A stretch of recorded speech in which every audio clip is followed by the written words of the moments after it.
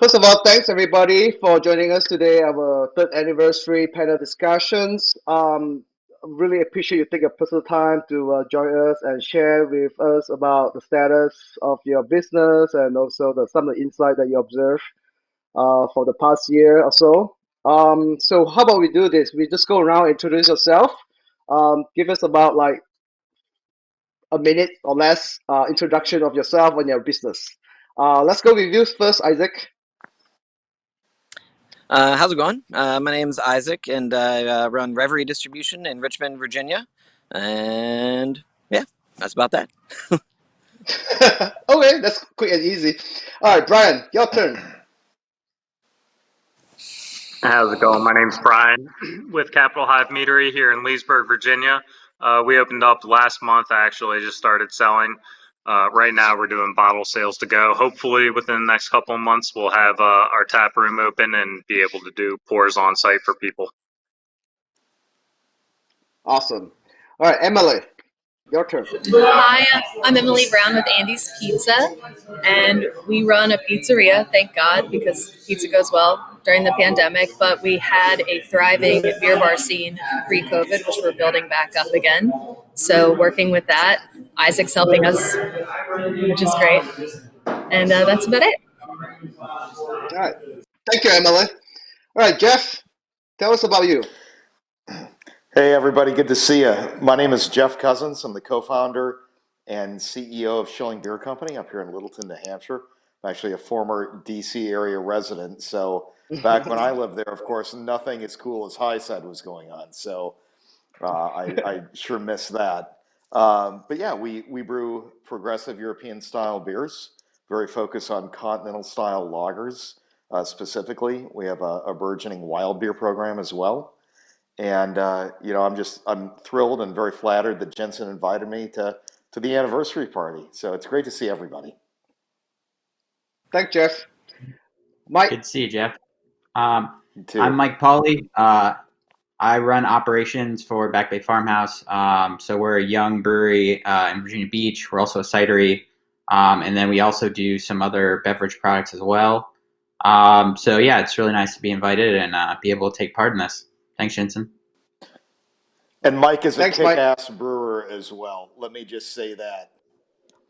Thanks. Thanks, Jeff. I have no doubt about it. Yeah, Mike has been. We did a collaboration for our anniversary, and one of the stout coming out, and it tastes really, really good. And the packaging, everything is on point. I'm super excited about that, particularly. Today we are here just to talk about a little bit of like the status of everybody in the craft beer industry and just kind of like want to learn about what you guys have done in 2020 because it's such a rough year for almost everybody. I know some people pivot really well and make a really good living out of it for last year. And for High Side, we were able to pivot and shut down our dining room and turn it into a bottle shop. And I just learned about how to run a bottle shop and also running a restaurant and also everything else, right? So thanks to Isaac, he been able to send me a lot of good stuff and keep us stocked up with all the good beer and make our shelf full all the time. Make sure everybody come in here get cases of beer. We were selling like maybe one case a week, if that, before pandemic to like 30, 40, 50, 60 cases a week. So it is crazy. And, the margin on packaged beer is not that great, but it helps a lot. So Isaac, running a distribution company is very different during pandemic because now you have to balance like on premise versus like off premise, and but now it's like you shifted the ratio significantly. What is going on in 2020 for you, and how you pivot and how you keep the business afloat? Yeah, so I really wasn't sure how it was gonna shake out right when it started. We're a really small company. It's myself and two other employees and good friends of mine have Reverie afloat. And so we had a meeting early on, and I said, I'm going to put this in you guys' court. Like we can run at this, or we can kind of slow down. Safety first, obviously. But everybody was on board to get everything rolling. And throughout the pandemic, it was interesting. You know, some breweries that we work with, like Vale, really scaled back to what they were giving us because they really rely on premise. We don't get Hmm. packaged from them, so we really haven't had much in the way of beer from them, which is one of our founding breweries that we had. But it opened up a lot of opportunity for us with folks like Hudson Valley and Other Half and Bissell Brothers, where instead of having more beer in their own market, they were able to give beer to us, and we don't work with Total Wines or even Whole Foods, so we're putting beer in bottle shops and restaurants with people that we walk in, we know the name, you do a distant slap hands, like whatever, but working with small breweries to help kind of bolster these restaurants, like Highside is a great example with what you guys were able to do and pivot and become a bottle shop and keep everybody afloat. It was really throughout 2020, I think it was really interesting to work together with all facets of the industry, like from the breweries to the restaurants to the bottle shops, and try to help everybody stay afloat. Yeah, that's really awesome. What I excited about is like you were able to bring some of the brewery that would never actually show up in Virginia during 2020. I still kind of shocked looking at some of the lists that we have. It's like it's amazing because I never even think about this beer will show up on shelf and you can just buy it from the bottle shop, like at high side. So that's incredible. I guess this is a good thing come out from 2020, I believe. Well, I appreciate your sharing your insight, Isaac. Brian, well, it's going to be tough to open up anything in 2020, but you guys open up your meadery. So tell us more about that. Yeah, it's been a challenge for us. There's really not a lot of commercial meaderies or cideries when you get into Northern Virginia. So we've been trying to open for about 3 years now. And when we started 3 years ago, I don't think a worldwide pandemic was anywhere in our business plan. So it's definitely been an interesting year for us. We were fortunate to get through our build out without much issue. We ran into some delays. We ran into some delays when it came to permitting during the build out, and that put us back about a month. But other than that, we really didn't run into anything. The big thing for us has been that we haven't been able to move forward with our tasting room to get the on-site pours going. So for now, we're just set up to go. We're gonna start doing distribution a little bit here soon.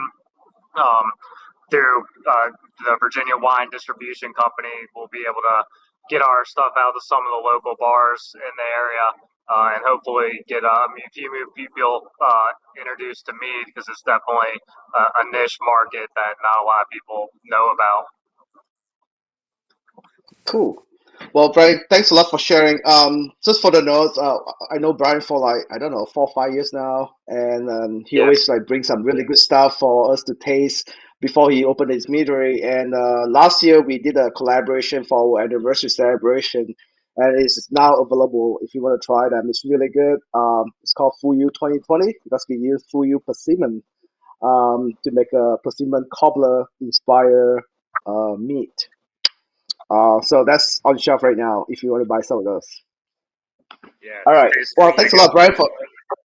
Thanks a lot for sharing, Brian. Emily. So, Andy Pizza has been like one of my favorite pizzeria in this area, and Thank you. you run you ran an amazing beer program there. So, tell us more about what happened last year. So Andy's Pizza is in a large mall, so it's an open format for seating, and so we were forced to shut down, even though pizza certainly is a great to-go product, and we had to fight and fight with huge, international landlords to reopen, and that was really tough, and so we were closed for 6.5, 7 months. Which was devastating, watching the business's bank account drain out. But we're reopened and we're doing a lot of grassroots pushing and marketing. And I was so nervous to buy new beer. When I called up Isaac and spoke to Morgan and said I'm ready to bring some in, it was the best feeling ever because I didn't know if anybody would ever buy beer again. But we've kicked the half barrel of Vale that we got, which I thought might sit for months, and 1 in 10 people sees the list and they're shocked. So we're rebuilding and it's going pretty well. And also I wanted to say, Brian, somebody was asking me about your meadery at an outside bottle share at Finback in Brooklyn because they know I'm down in Virginia. So people are excited about what you're doing. It's awesome. Yeah. Well, Emily, thanks a lot for sharing information about that. And you also doing a pop up at Ashland Beer Garden, isn't it? And can you tell us a little bit more about that? Yeah, so I'm sitting and I'm so nervous that I'm never going to make any money or pay any bills, and Tyson's won't let us reopen. And I'm thinking about breweries that I've bought beer from that don't have any food, that are also trying to make a push. Aslan actually reached out to us, which just a gesture of goodwill. When everybody was shutting down, I had dropped off a bunch of pizzas to their staff kind of on the last night that Andy's was allowed to be open. And it turned into this great thing where they chose us to do this food pop-up. So it's been very helpful financially to do that.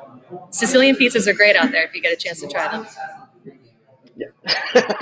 It's awesome. Well, thanks for sharing the insight about what's going on at Andy Pizza. Well, speaking of pizza, I remember 2 years ago now, we went to Schilling for the Oktoberfest. They make a really good pizza out there too. You said that. Now, yeah. So Jeff, what is going on in Schilling in 2020 after we went there for the good time Oktoberfest and then that happened? So get us some updates.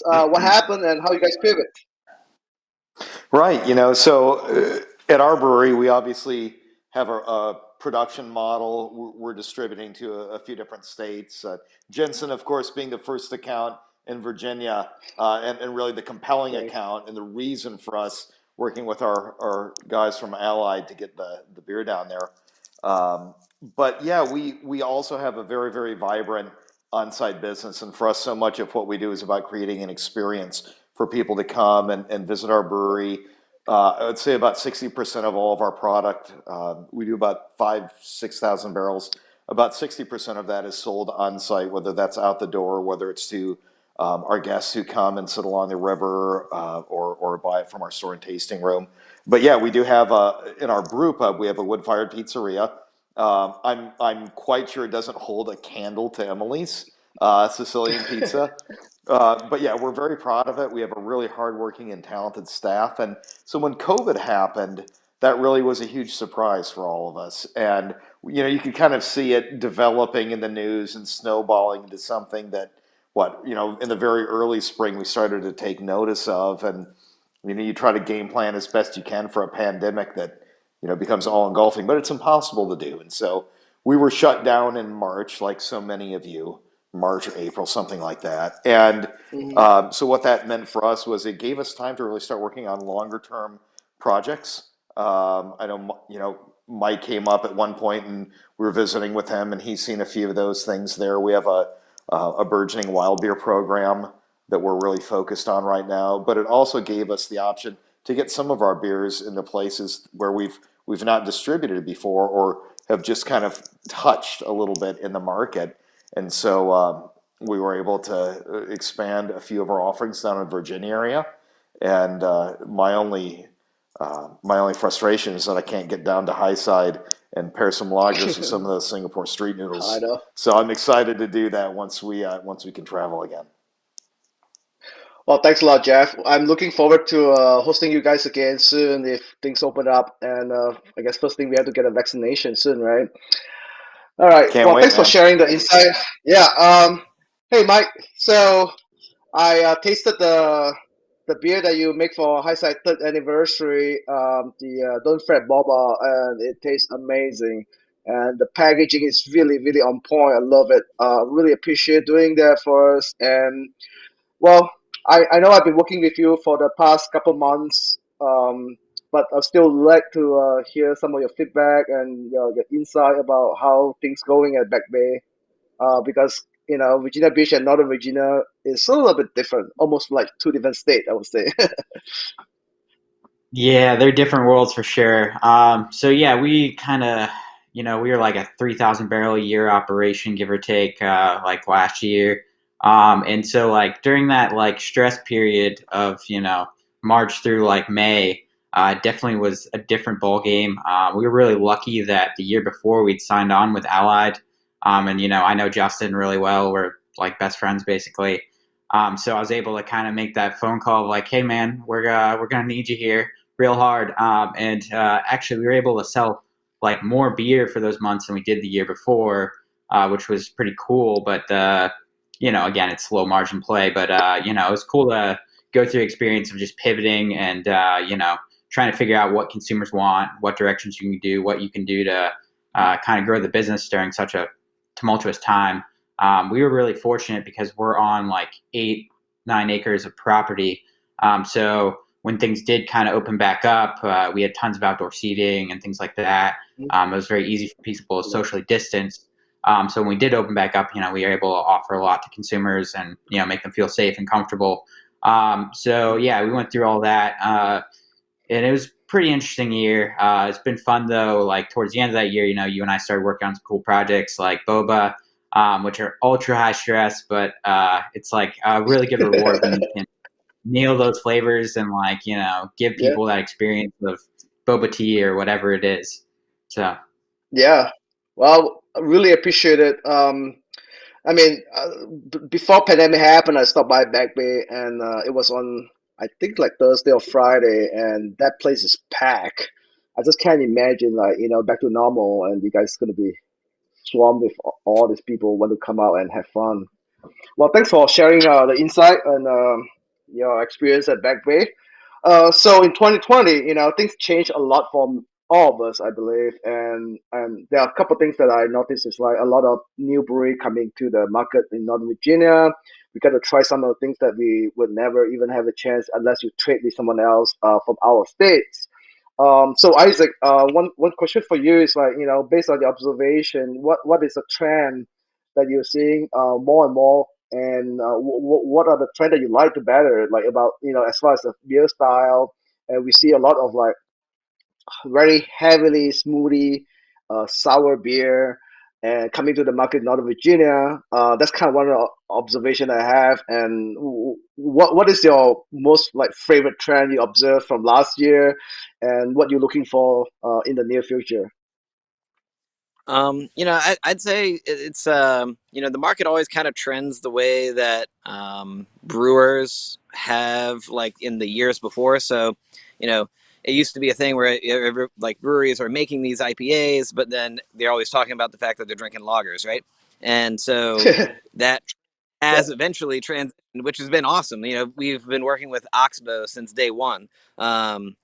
The beers that are coming in from Chilling have been great, but a much faster turnover of lower ABV beers in the market than just going for this 11% triple IPA, this 10% fruited sour. Now, don't get me wrong, with the rise of Drecker and what we've had from a number of our breweries as well, with like shelf stable fruited beer. I think maybe a trend that isn't talked about as much that definitely became very popular in 2020 was the presence of pasteurizers inside breweries to keep everybody safe Mhm. from all these heavily fruited beers as well, Yes. which is allowing people to distribute more of their like heavily fruited gozes and whatnot. Mhm. Because I think there was definitely a period in 2019 where the trend was, you're just going to roll the dice, and if this is a shelf stable Mhm. beer or Yep. not, and then Yep. there. But yeah, as far as that, and then I'd also say to Mike Pawley, like the collaborations between bottle shops and restaurants and breweries has been something that was really cool to see throughout the year. I Mhm. know you did one with Corks and Kegs as well for their anniversary, and just Mhm. having that flexibility, like it used to be, at least I felt in the beginning when I started that a lot of breweries were kind of like anti-bottle shop almost, like they almost felt to be on premise, and then there'd be a little bit of beer in the market. But I think throughout this year, everyone's kind of realized that we're all in this boat together. Like the distributors need Mhm. to make a little bit of money to stay afloat. We're schlepping the beer all over the place. The Mhm. bottle shops help market so much of the beer, and like the amount of Mhm. time and talent that goes into the packaged beer sometimes gets lost if it only stays at a brewery. Mhm. You know, by Yep. having that front face branding, not just a tap handle in a bar. I think it's beneficial for everyone. So yeah, hopefully the trend for lower ABV, easy drinking lagers and saisons and whatnot is going to be a thing for 2021 as well. Awesome. I mean, I couldn't agree more with that because was pleasantly surprised how well people receive the lager that we get from Oxbow and also from Schilling. People just love those lager and pilsner that we brought in, and they actually enjoy them. They keep coming back, and I really surprised by how people turn on by lager the past year. So thanks to you bringing awesome pilsner and lager to us, and also thanks to Jeff keep sending some good stuff as well. Brian, for your, as a meadery, all your stuff are pretty high in ABV in general, right? And I know you're trying to get into some sessionable meat as well. Can you tell us more about the trending on the meadery side? Yeah, so I think meaderies overall right now across the country are trending up. A few years ago there was less than 300 across the country, and that number is just shooting up, kind of like breweries and cideries saw a few years ago. In regards to the high ABV stuff, we also are doing sessions, so some of the lower ABV stuff, 5 to 6.5%. We'll have that coming out soon. We force carbon in a bright as well, and then we also are going to be doing ciders. We'll have our first ciders ready for release in 2 weeks or so. Mead, for the most part, I think the trend right now is really the high fruit, high ABV, thick dessert meads. So that's kind of what we're focusing on right now. We've got like a raspberry white chocolate cheesecake that's just like dessert in a glass. But especially during the summer months, you don't want something that's quite that sticky and sweet. So we will have our session stuff and some of the drier meats, because we get a lot of people that come in who are big into wine, and the people who like wine tend to like drier stuff. So our goal is to have something for everyone that everyone enjoys.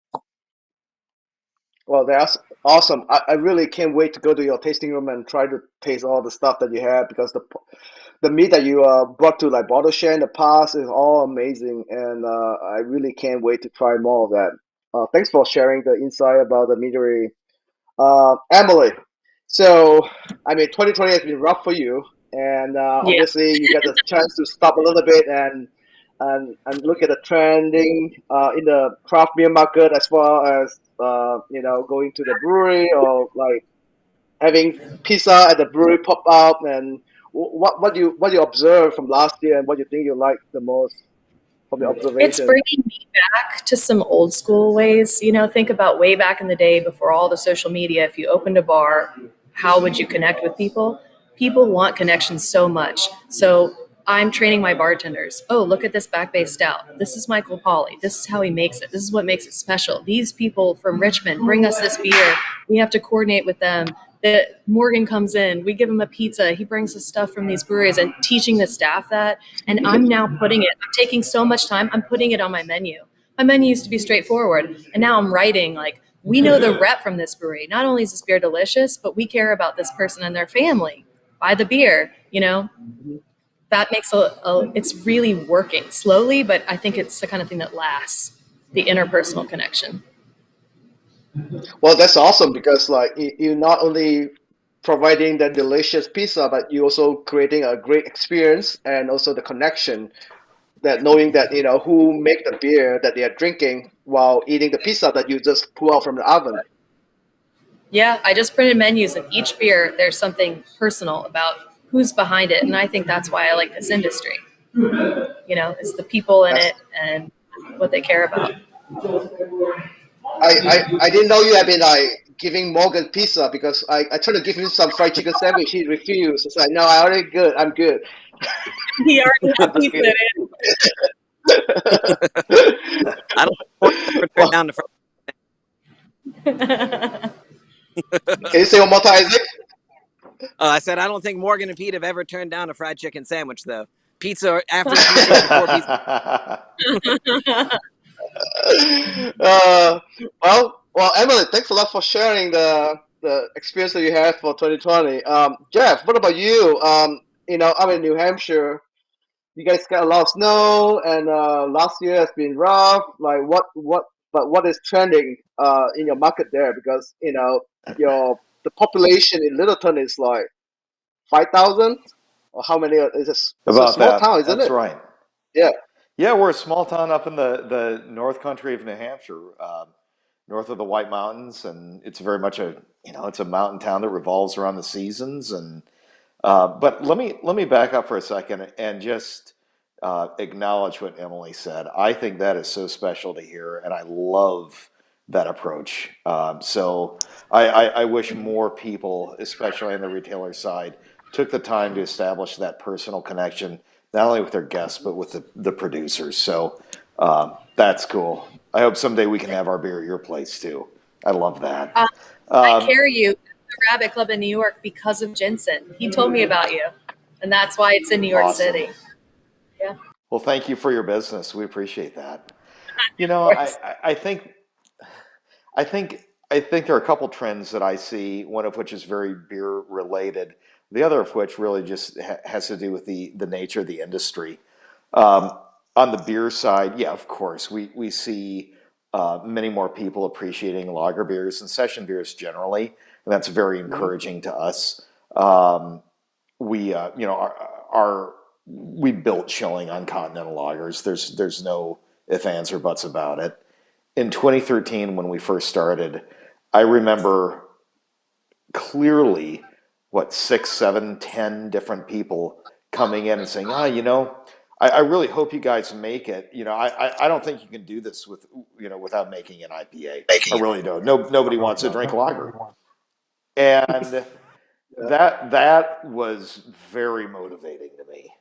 And it was very motivating to our team and my business partners. And so, not only Yeah. did we make that, we have weathered the pandemic with flying colors, and so that's been wonderful. And it's such a Mhm. privilege to see people drinking our beers and enjoying not only the experience of just drinking a well-crafted lager, but enjoying each other's company and enjoying food with it and enjoying an experience. I guess this is what the Germans call Gemütlichkeit. And so it's like I miss seeing that really play out in person because of the Mhm. pandemic. But I'm so encouraged to see people enjoying the art of lager brewing and the product of lager brewing, and even the resurgence of pale ales and low ABV saisons. I mean, this is all great stuff. But the other thing that I'm really encouraged by is that I see communities across the country, and certainly here in New Hampshire, saying, geez, small breweries really make a difference in our communities. And I think it's really been this year and maybe a little bit in, 2020 and 2019 that people are starting to say, hey, that economic data is really meaningful, because in New Hampshire, we have, I guess, about 87 breweries, and we had a $506 million contribution to the economy last Wow. year. And while that's nothing, I'm sure, like what it is in a big state like Virginia, for New Hampshire, Mhm. that's three times that of the maple sugar industry, which is pretty iconic. Where, this industry provides like, 4,700 jobs, and people are like, wait a minute, yeah, if I need to raise money for an important cause, or somebody in my family gets sick, or we need a new covered bridge in northern New Hampshire, like, we're going to go to the brewery, and we're gonna try to raise money there, and they're going to partner with us on a fundraiser. Or maybe when you want to start a new business as an entrepreneur, and you want to impress a business partner that comes in from out of state, where are you going to take them? You're probably going to take them to your local brewery. And so I think the public is starting to see that. And I think that's really good news for the industry, not just in New Hampshire, but across the country. And so I think people are going to come out, and 2021 is going to be like the summer of love all over again. People are going to be flooding breweries and meaderies and beer bars. And so I'm excited. Well, That's all I I have. mean, actually, I'm gonna echo what you're saying about the community. We are so blessed. Like when pandemic happened, the community around us really support us during the time when we first shut down. We have no online ordering system, so I had to take order on the day one through the phone, and I mean we can the phone didn't ring like nonstop the whole day, and the next day we have online ordering system up and running, people come in and order food, order beer. I mean, we sold out our beer like almost like every week. I had to drive to Richmond to talk to Isaac. Hey, I'll bring back some 20, 30 cases. And I went down there a couple of times because I understand because they're in a small crew and for them to come up to Northern Virginia, they have to make sure they have enough to fill the truck before they come up here. But I ran out of beer. So I said, oh, no worry, I'll come to you. So basically, my buddy and I drive the truck to Richmond and pick up like 20, 30 cases. And then like every 2 weeks, like we have to restock. So because of that, the love of a community surrounding us that keep supporting us, it's like they want to make sure their favorite craft beer bar in Fairfax City stay afloat. So they've been buying like cases of beer almost every week. But big part of it is also because of pandemic, right? You get nothing better to do at home than enjoying good craft beer. So that has been great. We're really fortunate to be surrounded by the lovely, supportive community around us. Mike, what about Hey, you? give yourself What some happened? credit. Give yourself some credit too, Jensen. It's that food is killer. Yeah. So you got to keep that up. Yeah. We'll do, we'll do. Well, I mean, that's a one of our thing, right? We trying to create a good experience with drinking beer and tasting good food, and also the ambient that we create, and with our staff that know about the beer, like who make the beer, and just like to echo what you say earlier, we tell people about who is making this beer and why you want to appreciate lager because it's harder to make, take longer time to make, and people seems to enjoy that more with all the pairing and experience that we created. So that's a good thing. All right, Mike, tell us more about what you see in the trend and what you like and what you don't like, actually. Ooh, you want to list of what I don't like? I don't know if you want to go there, Jensen. um, but We can touch a little bit. I think one, this is hard because Jeff has all the good talking points covered. But two, I think it boils down to like piggyback off that like authenticity on every level. Like people want to go places where the whoever's working there knows like what they're talking about the beers. Can kind of navigate that experience because obviously craft beer isn't like cheap. It's not like it's a premium experience. I think the trends I like is.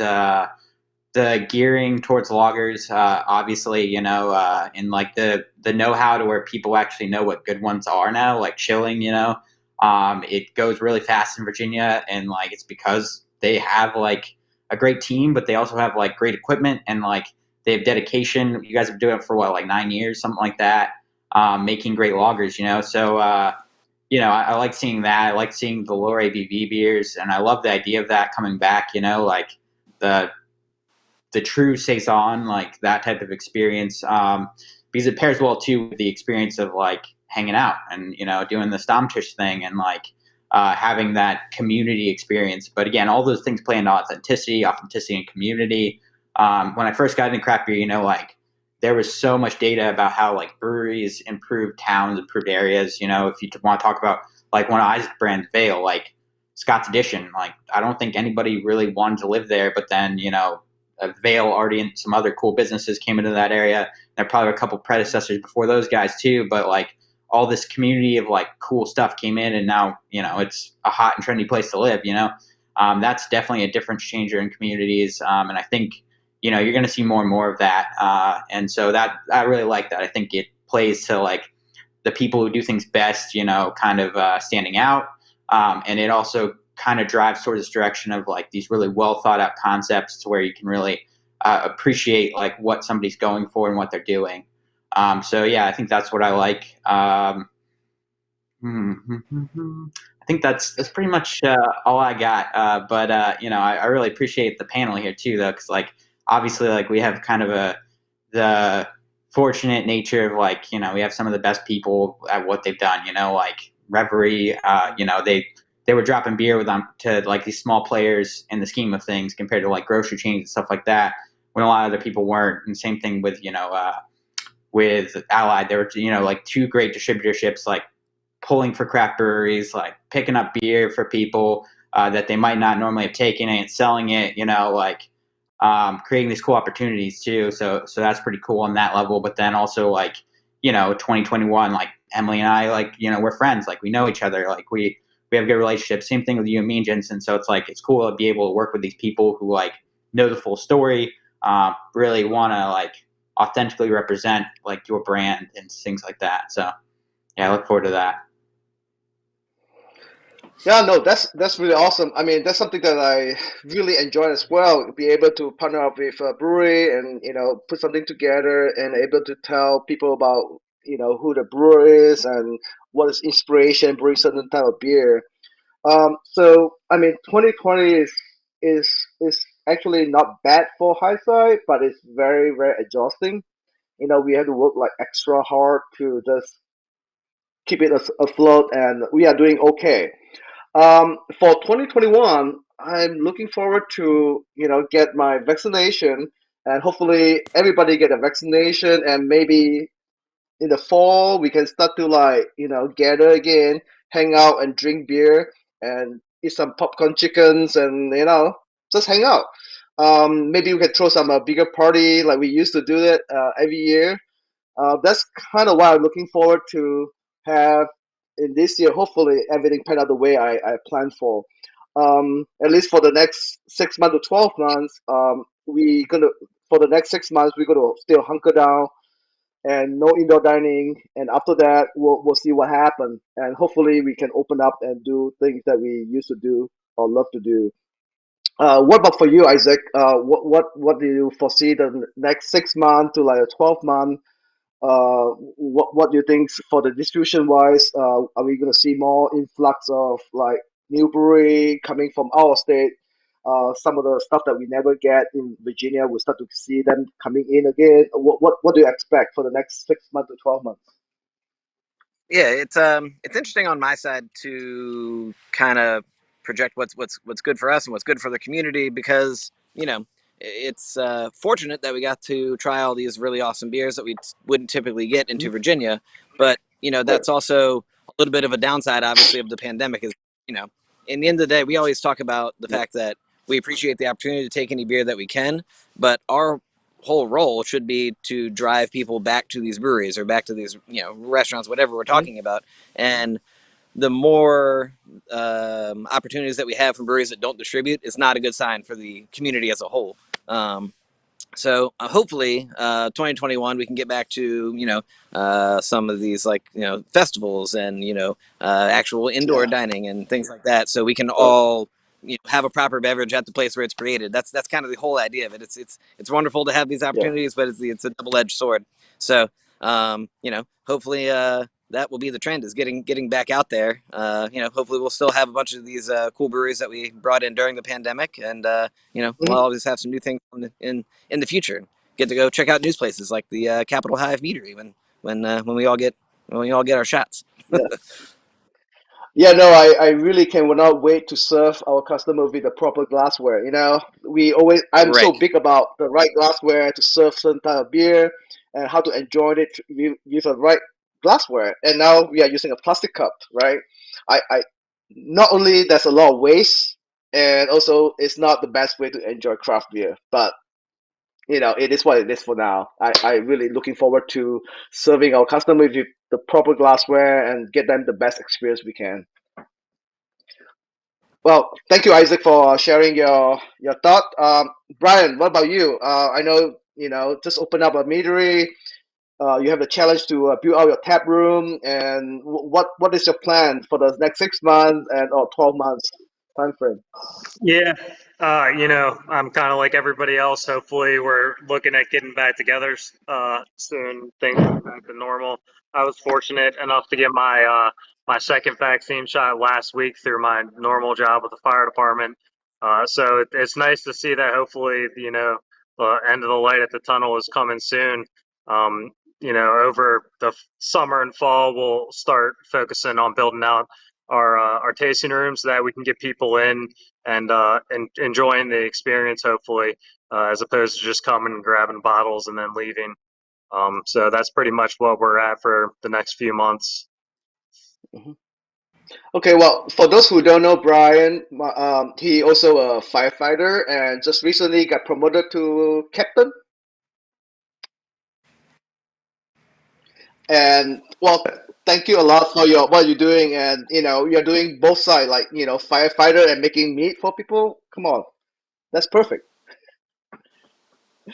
Well, thanks for sharing that. So Emily, it looks like Tyson is open up again.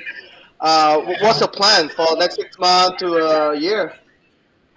I think to bolster business, we're going to get into ASMR, which you were so kind to tell us about. I've been wondering how into that Jensen really is, like secretly. But no, I Uh, plan to just keep hustling. What is I'm not that? I don't even know what that is. uh, wait until you see it. Emily, could you explain Okay. what you're talking about? Yeah, I'm He's 45. doing I it. have no idea what you're talking about. So some of the sleep apps have it where there's like a very a whisper, certain sounds are highlighted, and Jensen has twin women, twins drinking beer and eating his food with all of the sounds. There, it's very loud, like the crinkling of a napkin, the slurping of a noodle, the chugging of a beer, and it's something that he says is a joke, but I'm not sure how much of a joke it is. Wait until you check it out. It's wild. uh, Yeah. Thank you. well, as part of our virtual events, one of my neighbor business, they are identical twins. They're business owner, and they always come to High Side to have happy hour, and they love drinking cider, and they love our pot stickers. And when we think about these virtual events, we said, well, maybe we can do that because apparently it's a big thing on YouTube. People turn on by listening to certain sound, but the food is good because like eating, and when you watching people eating, it's like, wow, I'm hungry now, I want to eat that pot sticker. And it's kind of a joke that we started up, and we recorded about 10 minutes worth of those ASMR that we're going to play uh, at these anniversary events, and people will get to see twins eating pot stickers and drinking beer. Jeff, Google this. You're gonna die. Oh boy, uh, my mind is just the mind exploding emoji right now. well, don't dig too deep in the rabbit hole. Well, well, anyway, Emily, Yes. that's all you want The to say real answer, about 2021? I'm going to continue to really hustle. I feel really blessed to be in business. I'm going to continue to carry beer from people that I believe in and breweries that I love, and continue to encourage the staff and our guests. That's the plan. I would love to throw a really small event that featured just a few breweries and different pizzerias, but when it's safe. Okay, cool. Well, thanks a lot. Yeah, I can't wait to go back there and eat some pizza and drink some beer with you again. can't wait to have All you. right, Jeff, what's the plan for the next 6 months? Are we going to see the Oktoberfest coming back? I mean, that's one of my favorite festival is Oktoberfest at Schilling. Watching people fly fishing while I'm, chugging some Oktoberfest beer.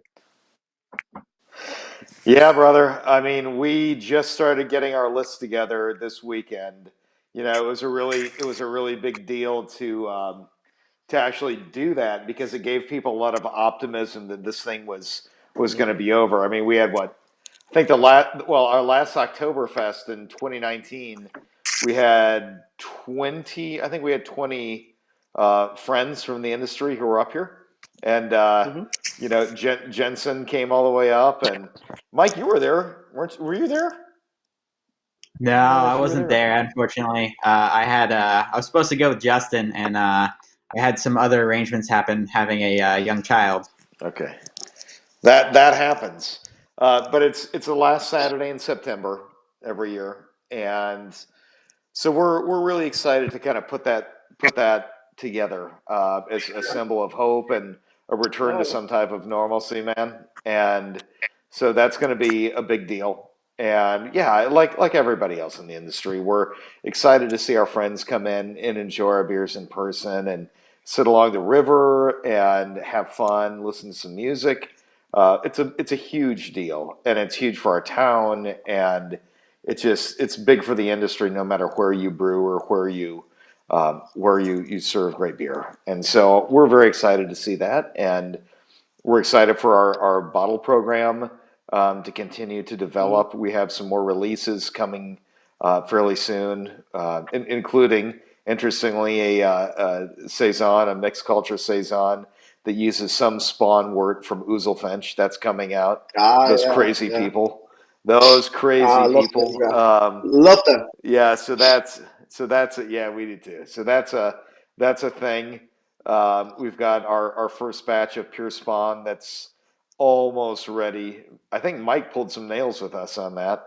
That's almost ready to be blended. Yeah, that's amazing, by the way. So if you could send a keg down to Jensen so him and I can, share it, that'd be awesome. Thanks, brother. So we're excited for that, and just excited to see our friends again. I can't wait to get down to Virginia and see Mike and Jensen, and we're gonna have to come by Brian's place and wish him congratulations in person for his promotion and to thank him for his service. Love mead, and Emily, that pizza sounds pretty awesome. So we're gonna have to Can't wait to come have you. over and stuff our faces. Yeah, just we're gonna roll hard. We're gonna be in there, and there's going to be a group of crazy guys coming in to eat a lot of pizza. Jensen knows what this I'm is ready. about, especially Oh yeah. especially if we bring stew. So Oh if we yeah. bring stew, yeah, if we bring stew, Oh, it's bring Uncle over. Waltz as So well.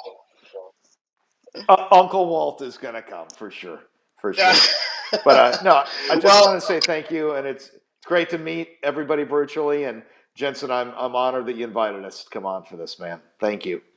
oh Yes, no, thank I you. really appreciate it coming up. So, it sounds like I should start to book my air ticket to Schilling for Oktoberfest. Sounds like. All right, Mike. Uh, what do you think? The next 6 months, 12 months, what are you gonna see?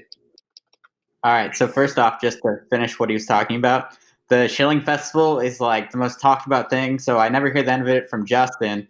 But then I'm on a call with the guys from Craft Collective, and even they were like talking about the festival there. So it's definitely a big deal.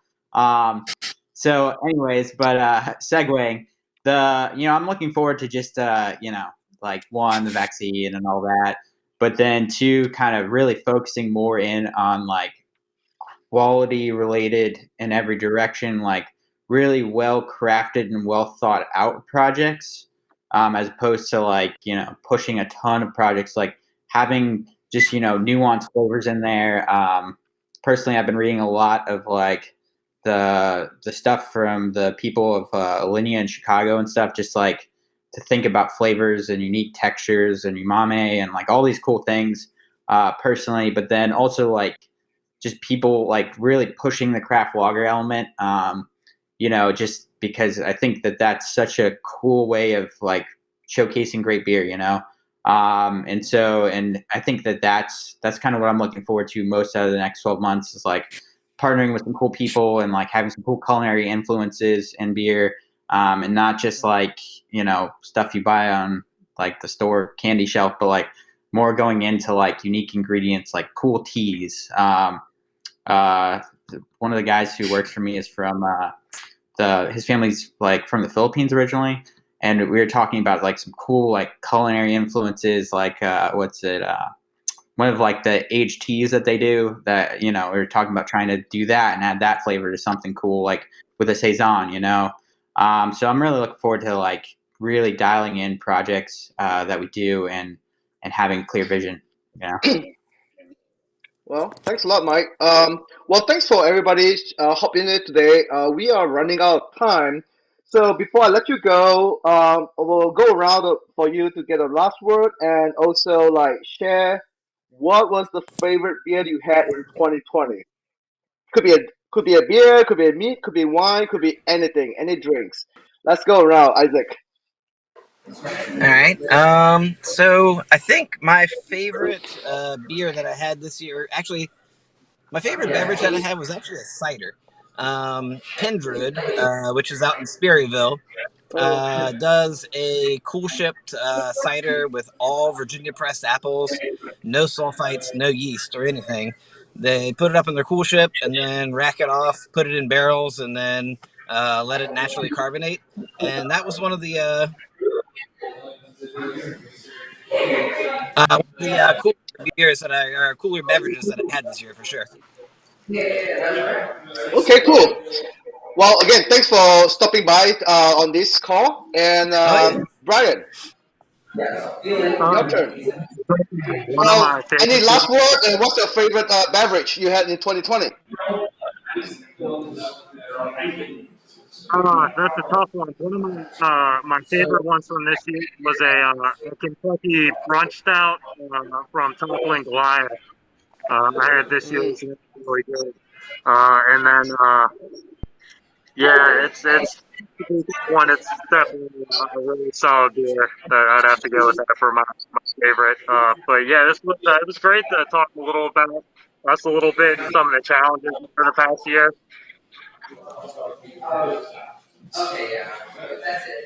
All right. Well, thanks a lot for sharing. I'm sure the Topic Goliath is awesome. I haven't tried it yet, so looking forward to try it one of this day. Emily, any last word? And what was your favorite beverage you had in 2020? I think I'm going to cite two things because it was so hard to connect during COVID.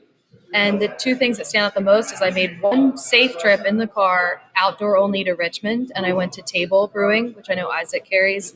And it was so great just to see a friendly face and to try some great mixed ferment beer. But also, Jeff, I go to see Jensen and just to see a friend. I sit out there, but I drive. So I'm drinking delicious chilling beer that I can drive home after. I can have two of your beers and not worry about it. And they're fantastic. Thank you. Awesome. Well, thanks, Emily. Jeff, any last word? What do you think about your favorite beverage in 2020 you had? So I'm going to offer a very politically correct answer. My favorite beverage was the Sierra Nevada Pale it was probably 4 months old, but it didn't matter. It was what I drank on the night of my 22nd wedding anniversary with my wife eating a burger. That was the Oh, best beer I've ever had. congratulations. Awesome. Thank you. Awesome. I love that. Say hi to Monica. And she says hi, by the way. Uh, awesome. All right, Mike, your turn. What? Any last word? And what's your favorite beverage you had in 2020? So Brian, my last words are for you. Don't underestimate how much people will like high gravity, high sweetness mead during summer. I worked at Cigar City in Tampa. Like, you'd be surprised once you find your base, they're niche and they're like super into you. So don't forget that one. And favorite beverage, land beer. Duh. Come on, guys. Yeah. Probably one of the best lagers out there. It's really good. Was fortunate to have a decent bit of it. So yeah. Thank you. All right. Well, so we are running out of time. Again, I thank you everybody for spending time with me and share the insight of your business or industry you're in. This means a lot to me because we really enjoy to find out the status and learn more about what's going on, and it's really good to hear everybody's doing well. Thanks a lot again. We are so happy that to have you celebrate our third anniversary. I can't believe this is the third year. Really looking forward to sitting down with you all and have beer again. So this is great. Thank you very much, and well, hopefully we'll see you guys soon. I don't know if you have a beverage. I have a little bit here. Cheers, guys. Cheers. Happy Cheers. anniversary, Happy Jensen. anniversary. Cheers. Thanks, Jen. Cheers, guys.